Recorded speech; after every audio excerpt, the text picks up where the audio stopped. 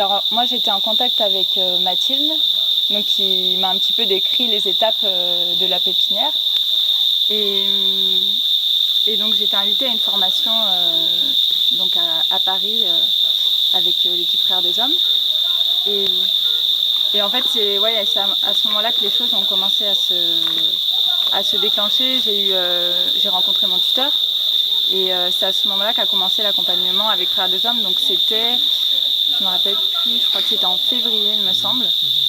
Et donc là j'ai eu des documents pour rédiger le projet donc qu'on a rédigé ensemble avec Wallens et Sarah, qu'on a identifié les besoins et la suite. Et après donc je continuais d'écrire à Frères des Hommes quand j'avais des questions. Je demandais d'abord au tuteur et puis après s'il ne savait pas, lui il demandait à Frères des Hommes ou moi je demandais en fait. Et donc à chaque fois, tout au long de la rédaction, j'étais accompagnée par le tuteur et par Frères des Hommes. Par rapport au dossier de la pépinière, il est vraiment composé de plusieurs étapes pour t'aider à affiner ton objectif et essayer d'être le plus précis possible, te questionner sur le contexte et tout ça. Et ton tuteur, le tuteur, il a permis en fait, comme il connaissait rien à ce qu'on allait faire, il nous a permis de préciser certaines choses. Et il avait une relecture très attentive en fait. Moi je me souviens de certains passages du dossier qui étaient très clairs pour nous, parce qu'on savait où on mettait les pieds, on connaît par cœur le contexte, on n'était pas assez dans les détails, et peut-être que du coup, pour une personne extérieure, ça manquait de précision et c'était pas très cohérent.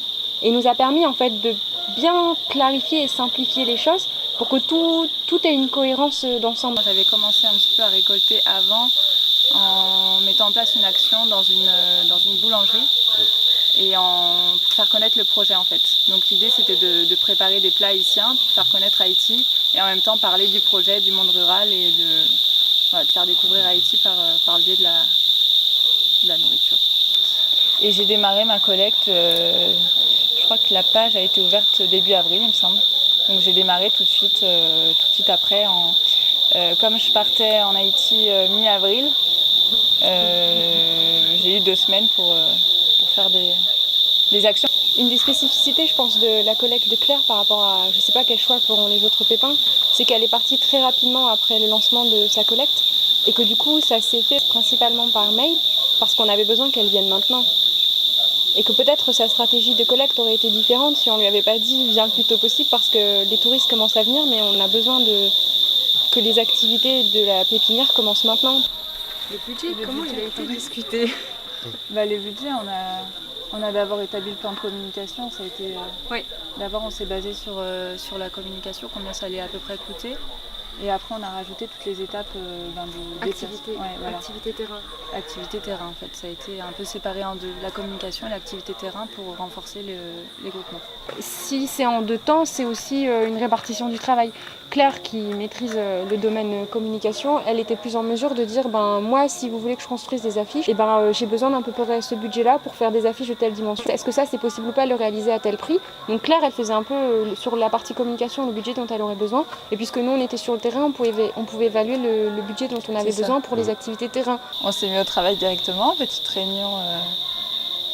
On a fait une réunion et je crois qu'on a lancé des activités, à quel moment on sortirait sur le terrain pour aller rencontrer les groupements. Après, on a fait une réunion avec les responsables, la direction. Et après, pour la suite, je pense qu'il va y avoir une petite restitution avec Frères des Hommes. On va mettre en place donc, la communication, les outils qui ont été produits. Ils vont être mis en place d'ici la fin de l'année. Et après, on va pouvoir mesurer les impacts, ce qu'on garde, ce qu'on ne garde pas. Moi, je serai toujours, je peux travailler à distance, comme avec Internet, je peux envoyer des affiches ou des productions, donc il n'y a pas de problème. Après, j'ai pris beaucoup d'images.